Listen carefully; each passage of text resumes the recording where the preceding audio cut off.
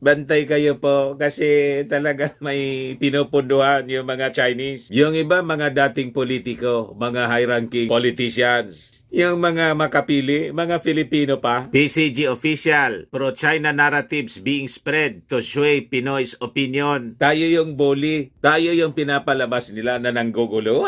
Kasi humingi tayo ng saklolo sa Amerika and other countries. Dinalalabas tayo yung nanggugulo. Ibaliktad po yung katotohanan. Tayo gumagawa ng paraan para ma-defend naman natin yung ating territory. Lagi silang nagsisinungaling. Talibasa po, walang pinapaniwala ang Diyos sila. Godless ideology po ang communist China. Kaya nga po, yung mga kwento nila, lahat baliktad.